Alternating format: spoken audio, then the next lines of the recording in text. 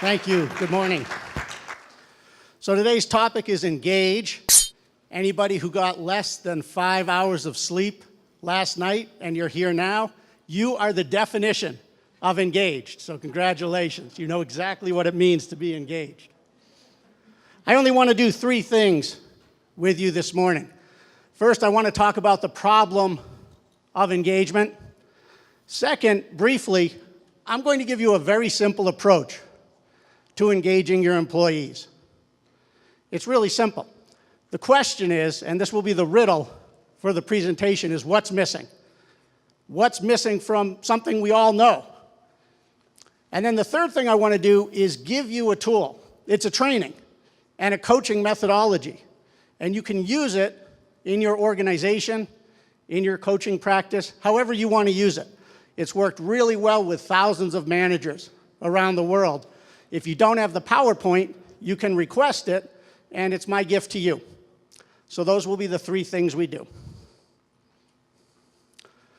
Let's start with the problem. Hopefully you've all seen the Gallup Global Survey of Engagement. And the news, the statistics are dismal. I couldn't find the Romanian statistics. In the United States, 31% of employees say they're engaged. 69% say they're not engaged. And I thought that was pretty bad until I looked at the worldwide statistics. 13% of employees worldwide say that they're engaged. 87% not engaged. And if you look at a category called actively disengaged, 1/3 of employees are actively disengaged. So we have a multi-billion-dollar problem. This is unacceptable. And so the question is, what's the root cause? At conferences like these, it's common to use theory, academic research, but the fact is it's our fault. Every single person in this room, myself included, we're leaders. I presume you're a leader in your organization. It's your fault. It's your responsibility. And it's mine too. I'm not just pointing the finger at you. This is our problem to solve. If you have two organizations that are exactly the same, and in one organization you have engaged employees, and in one you do not, it comes down to leadership. It's as simple as that. So that's the problem. It's not hard to fix the problem intellectually. I'm going to share with you a 5-part approach. It's a really simple approach. But the question is whether you have the will and the leadership, yourself, the leaders, the managers in your organization, to make it happen. So I'll take you through it one by one, but let's just go through a little bit. Number 1, make engagement a true strategic priority. Number 2, you need data. Number 3, you have to set clear goals. Number 4, and this is what I found is the key to success, you have to focus on each and every manager in the company. Your managers are the keys to engaging employees.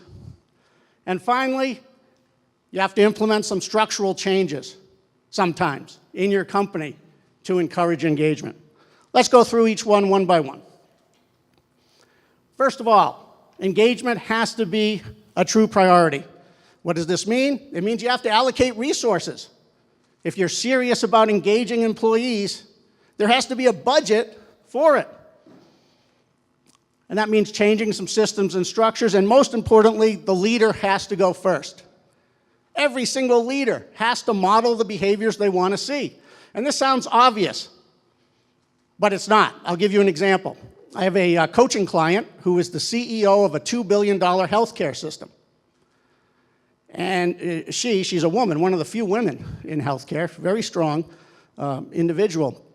She wanted to create a culture of engagement. And the values of her organization are caring, respect, and integrity. And she's done everything right structurally. People are rewarded based on how well they demonstrate caring, respect, and integrity.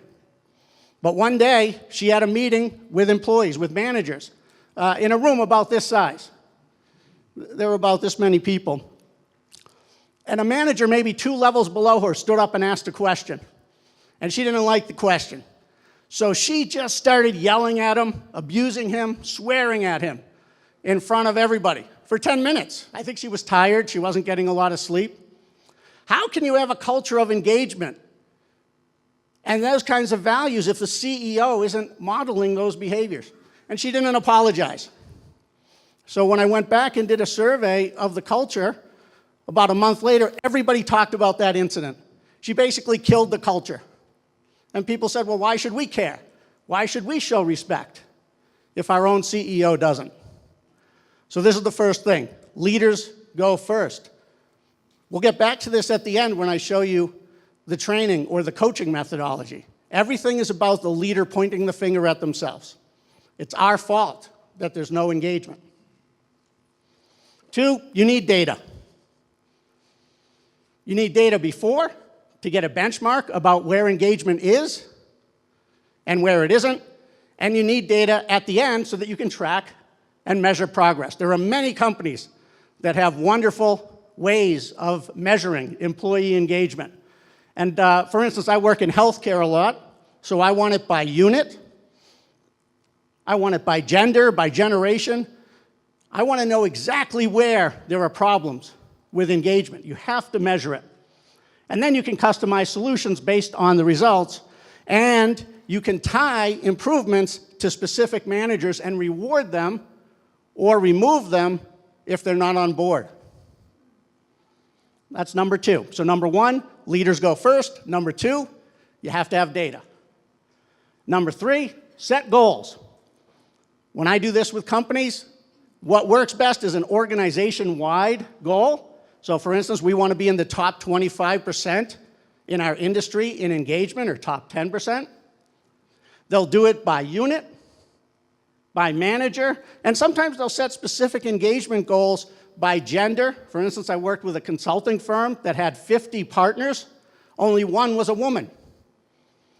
And female turnover was 35 to 45%. So that's where they wanted to set their engagement goal. In the United States, I don't know if that's a problem here, but we have a category of workers called millennials. Is that an issue here? I don't understand that group. And so they're often not engaged. They often move in a different direction than other generations. So sometimes I've seen scores by generation as well. So that's number 3, set goals. Number 4, focus on the manager. The manager is the backbone of every company, of every engagement strategy. And too often, companies have all these huge programs, and they forget that where engagement happens is right there on the front lines with the manager. And many managers don't know how to engage employees. Some come from technical backgrounds, so they know technology, but not how to interact with people as well. In healthcare, we have physicians who are leaders, and they grew up through med school, but they're horrible, horrible managers. Good surgeons, bad managers. And sometimes people have learned how to manage, but they need some polishing. And so the best approach is one-on-one work with managers to train them, to coach them, to set up performance metrics and review them and give them incentives based on engagement scores. The manager is where the work happens. People in a good company will leave if they have a bad manager. People in a bad company will stay if they have a good manager. Does that make sense? Finally, there have to be structural changes. There was a great article in the Wall Street Journal this last week by Lou Gerstner, former chairman of IBM and RJR Nabisco. And he said one of the biggest problems with all of these initiatives is that the leaders don't do structural change. They don't allocate any money in the budget. They don't change systems. And so to make this work, it's absolutely essential that the performance review focus on how well did you engage? How was turnover? What are your employees saying about you? That they focus on compensation, that they have career paths. We don't mention recruiting here. Other people today and yesterday will and have talked about the importance of recruiting people who will be naturally engaged and a good fit in the company. And sometimes you have to come up with other things. So for instance, in hospitals in the United States, there's a lot of meeting overload. I've seen some health systems where people have 8 to 10 hours of meetings every day for 5 days. So how on earth can you meet with your people and engage them one-on-one if you're in meetings all the time? You can't. But there's other hospitals that have a policy that we will have meetings only one day a week. That's it. The rest of the time, you're either with patients or with your employees. So you never know what the change will be. I worked with another organization where it was impossible to fire underperforming managers. How is it in Romania? Is it easy to fire or hard to fire? Hard to fire? It is. There too. Here's what happened in the United States at this organization. Healthcare, government, and universities. Very hard to fire people if they're not performing. So what happens is managers get really tricky. If they're not performing, they're put on a progressive discipline program like probation for 6 months. They perform well, and then when they're okay and they're off progressive discipline or probation, they perform poorly again. So it could take like 5 to 10 years to get rid of a bad manager because they're really smart when they're not working out. So sometimes some of the structural changes are just making it easier to remove people. That's all I have. That's the 5-step plan. It works every time. Does anyone disagree that this is the plan? It's stupid simple.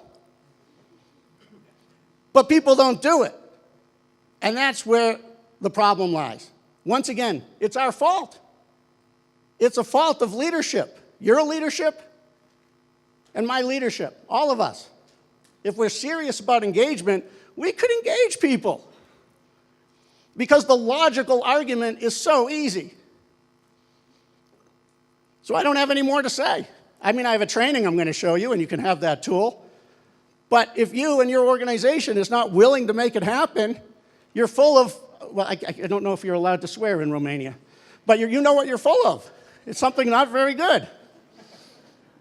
So I'm just going to show you a training. I've done this with 1,000 managers. My coaches in the Center for Executive Coaching do it. This works. And then if there are coaches in your organization, they train the manager on this, and then they coach each individual manager on this. It works. It's practical. There's no theory here. I'm just going to take you through it, and if you like it, you can use it. Just ask Doru or the Great People Organization for the PowerPoint, and I'm delighted to share it with you. Okay? So there's an agenda. We don't have time to go through it. I'll just take you through the training. It's real simple. The outcomes I tell them are to understand the factors that drive engagement, and their homework at the end. Remember, when I do this, each and every manager knows their own engagement scores because we've measured engagement. I don't do that myself. That's outsourced. The organization usually has a company to do that. And so their homework at the end is practical. It's not just one of those trainings where you fill out a form that says, how much did you like the training? Each manager has to fill in a plan, and they're accountable for that plan at the end. So this isn't one of those fake entertainment trainings. This is the real deal. You better listen to this training and finish. So then we do some warm-up exercises. I'll ask them, what's in the way of engagement in your company? And we'll get it up on a flip chart. I like that better than me telling them some theory about engagement, because then they're talking honestly about what their issues are. That allows me or you to go to leadership, or if you're the leader, to figure things out, to make changes. So if they say we have too many meetings, or it's hard to fire managers who don't perform, I'm going straight to the CEO and saying, what's up here? We need to fix this. But we also look at what's working that they can build on so that the group is talking together about what they're doing and what's going well. Just a warm-up exercise. The second warm-up exercise, we talk about their best and worst manager ever. Think about it for yourself. Hopefully you've had a good manager. Think about the best manager you ever had, and 1, 2, or 3 things that he or she did. And we put that up on a flip chart. And again, that's way better than me or you lecturing on here's what a good manager does. And then we have some fun. We talk about the worst manager they ever had. And they tell stories about the worst manager they ever had. Who's had a worse manager? Raise your hand if you have had definitely a worse manager. Yeah, so this is easy. This training works. You don't need John Maxwell to come in for $150,000 and tell you what a bad manager is. You know. Then I give 3 key concepts, and I'll share these with you. 1, every good manager balances 3 things in every communication: ego, results, and relationships. If a manager has too much ego, it's all about them looking good and getting credit. If a manager focuses too much on results, they come across as forceful, like a dictator. If they focus too much on relationships, they want to be popular so much that they don't get results or say what needs to be said. So the key is to find the right balance. Does that make sense? I don't have to spend more time on that, right? Some of you, like me, I know when I'm stressed, I go to results. When I work with many physicians, they go to ego when they're stressed. They want to look good. They want status. And then there's a lot of people who are on the relationship side. They just want to be liked. So we talk about that. Next, very quickly, we talk about finding the right balance of delegation between abdication and micromanagement. Again, you know this. I'm not going to bore you with it, especially if you only got 5 hours of sleep last night. And then finally, my favorite concept of all. In life, you do not get what's fair. You don't get what you want. You don't get what you deserve, but you always get what you tolerate. And so I need my managers in the training to know, what are you tolerating that you need to stop tolerating? That's my favorite coaching question. What are you tolerating? With those 3 concepts, we're ready to go. By the way, by show of hands, how many of you right now know that you're tolerating something with somebody in your organization and it needs to stop? Yeah. Those of you at the front have to look. Everyone was raising their hand. Yeah, so what's wrong with you? Stop tolerating it. This is on us. So here's where we now start doing the work. One of the biggest mistakes that coaches and trainers and HR folks make is they look at the whole as if all employees are the same. But you don't engage them. You engage, especially a manager, you engage one employee at a time. So the first thing we do is we list each employee, because a good manager will have an engagement strategy that's different for each and every employee. And you'll see some columns here. Just for fun, I'll have the participants look at 3 factors. The T factor stands for trajectory. That's how much potential they have to move up in the organization. I'll have them rate each person on a scale of 1 to 10. The P stands for performance. Scale of 1 to 10. How well are they performing now? This is basic. The E, do you have the brand of pain medication here called Excedrin? You know, it's like a headache medicine in the United States. So that's called the Excedrin factor. What do you take for headaches? What is it? Nurofen. So you could have the N factor, which is how many Nurofens do you have to take to deal with that employee on a given day? And that's it. And the rest of the training is going to be about working with on some of the good employees and some of the challenging ones to come up with an engagement strategy. The first step in engaging somebody is knowing the employee. There was a time in companies where a manager would know each and every employee. Nowadays, they don't have time to do it, and that's a disaster and a disgrace. So we take some time to say, just list one employee. What do you know about them? What are their aspirations? What do they want to achieve? What's their style? What are their goals? And if you don't know, how will you find out? Like maybe take them to lunch and ask them. Have a meeting. Start to get to know your employees. If you don't know your employees, there's no way to come up with a strategy. And this is where they start complaining. And they say, we don't have time. Well, if it's a priority, you have to figure out how to make time. And they say, yeah, but leadership makes us go to these stupid meetings all day long. So yeah, if leaders serious, we need to have them stop calling those stupid meetings. That's where it falls apart. Theoretically, again, no surprises here, right? It's whether you have the will to make it happen or not. Whether you're willing to lead. So you get to know each employee. What's next? You have to set clear expectations. I am shocked and amazed. I've worked with CEOs, COOs of huge publicly traded companies. They don't know how to set expectations. They don't know how to say, here's what I like that you're doing, but here's what I don't like. What I want you to start doing is this. If you do it, here's what I'll do for you. If you don't, when necessary, here's what I'll have to do. So we do a little exercise where each participant picks one employee that they need to set expectations with, and they stand up and they pretend that I'm that employee, and they tell me what they expect. And they're horrible at it initially. So we have to work on it. But there's the template. And then, of course, the final question is, what support do you need from me? That's the most important question. So we do a little workshop on that during this. This whole training, by the way, takes 2.5 hours. I'm breezing through it with you. And for coaching, it could be a 6-month engagement to go through each and every employee and each and every step. It's a nice process. So then, again, they get a worksheet to set the expectations. I'm showing you the actual training. You can, again, download this. I want you to have it. I want you to use it because this problem stinks. We have to stop it. Next, customize your leadership. Thank you. The best managers have a different leadership strategy for each and every employee. This borrows a little bit from Ken Blanchard's book, The 1-Minute Manager, that I hope you've all read. And he looks at skill and will. Does the employee have the skill or not, the will or not? And he has 4 boxes.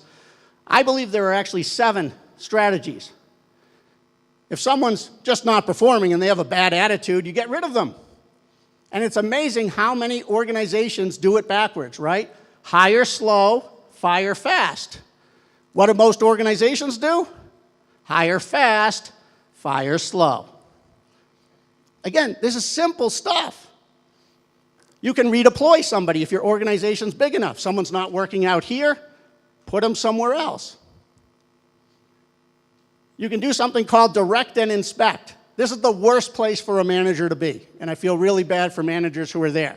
This is where you have an employee who doesn't know how to do it or doesn't want to do it, can't do it, but they're critical. So the manager has no choice but to stand over their shoulder and micromanage. That's a terrible strategy. We want to get that person either to perform better or get them out of there. With millennials, one of the biggest strategies is managing their expectations and providing training. So a 25-year-old's mom calls, you might have to say, hey, mom, love the employee, but he can't be CEO tomorrow. It's going to take a few months. Here's the training plan. Okay, that's basically manage expectations, provide training. Re-engage is a coaching conversation. How many of you right now have employees who were doing a good job, but something happened? Their attitude's not what it used to be. Does anybody have anybody like that? That's really dangerous because they're flight risks. These are really good people, but something happened. Maybe at home. Maybe something happened at work. You have to find out what it is. You have to coach them and ask great open-ended questions to figure out what's going on and how you can help re-engage them. The other two, for people who are doing a great job and have a great attitude, one is you can monitor them and keep them challenged. And for some, the ones that have potential, you mentor them and help them get to the next level. That's it. So during this training and during coaching for each employee, for each manager, I want participants to develop their strategy for each and every employee that they have. Of course, in a training, you have time only to do 1 or 2, but they're learning the concept. Make sense? Then we talk about how to recognize and acknowledge. There are public and private ways to recognize and acknowledge, and there's ways that cost money and ways that don't. So for instance, me, I once quit. The last company I worked at before I started my own business, the manager, the CEO brought me up and handed me a stupid certificate on a stage like this in front of this many people and, said, here, good job, Andrew. That's the worst thing you could do for me. I was mortified. I hate stupid certificates and big ceremonies. So some people only like private acknowledgement. It would have been much better if he just came to my office and said, Andrew, I appreciate what you're doing. Good job. But he dragged me up in front of a bunch of people. I hate that. Some people love that. That you live for the day when you're going to get a stupid certificate and someone's going to say, let's all cheer for you. So you have to know what each employee wants. Again, I worked with a multi-billion-dollar company. They cut the budget. They used to let managers give little gift cards to employees who were doing a good job, and they cut the budget for that. And some of the managers were so good that they would pay out of their own pocket to keep that practice going. That was a really interesting example. Those are managers who care. Then the next piece we do is talk about something a little bit more advanced, the messages that they're communicating. So there are two images you see here. One is a mushroom farm. Does anyone know how that metaphor applies to a company? Have you heard about that? What is it if you work in a mushroom farm, what do they make you do? Who knows? Anyone? Yeah, they keep you in the dark and they make you shovel manure. Some companies are mushroom farms. I've worked in a mushroom farm. How many of you have worked in a company that's sort of a mushroom farm? They keep you in the dark and they make you shovel manure. So it's a nice image to bring up here and say one of the ways to keep that from happening is sending the right messages. The other, it's a book that I like to refer to here, is Daniel Pink's book called Drive. And he basically says any good job has three elements, and you can remember it through the acronym MAP, M-A-P. M stands for mastery, the ability to master something. We all want to be masters. A is autonomy, giving people enough autonomy, and P is purpose, giving them a reason why, a sense of purpose. And so with that introduction, I say, look, here are the important messages every manager needs to know how to give and give consistently throughout the company. You know, it's here's where we've been, here's where we are now, here's your role, here's what I expect, here's why what you're doing is so important, here's where we're going and how you fit into that. Everybody wants to feel like they're part of something bigger. They want that sense of purpose. And so here we spend some time to say, pick an employee. What messages do you think they need to hear to feel part of that important big picture? And so you can do that during the training. And this is really eye-opening. Again, many organizations, their managers aren't doing this. And it's frustrating. And leadership gets frustrated. They say, why aren't our managers doing this? And my question is, well, why aren't you doing it? It goes back to the top. And then the most important and final piece of the training. And this is where we go right back to the beginning of my talk to you. Have you earned the right to lead? When people hire me as a coach, 9 out of 10 times, the problem is not them. They're saying, I can't stand my team. Help me go fix them. But good coaching and good leadership always goes back to this. Are you earning and have you earned the right to lead? And so the last exercise we do is we say, remember what you said about good managers and bad managers. What's working in this organization and what's not. What about you? Are you earning the right to lead? If I interviewed your employees and said, have you earned the right to lead, would they say yes or no? And so we said, all I want them to do is come up with one thing, one behavior they can change to better earn the right to lead. And I give them some idea joggers that you see here. You know, how do you react under stress? How do you reward failure, or how do you deal with failure when someone takes a risk? How much information do you share? Do you involve? Do you show mutual respect? Are you competent? Do you listen? How do you spend your time, and what messages does that send? So we spend a lot of time there. And that's the final piece that goes right back to, are you willing to lead? Are you willing to be a leader? And sadly, the answer for most people today is, I just want to get through the day, take care of my family, and engagement, even though I'll talk about it nicely, is really second or third priority. So that's where you have to be strong. The final thing we do in the training, after they have some insights about how they can lead better, is I want them to have a professional development plan related to engagement, and I want them to make a commitment to engage employees. Many engagement surveys have a way for managers to input their action plan so that the organization can track it along with their scores. Many organizations now have internal coaches. Usually when I do this, this form goes to the internal coaches, and they'll select certain managers and work with them one-on-one over 6 months to a year to help them personally improve. So that's all I have. This is simple. You didn't need me up here telling you how to engage employees.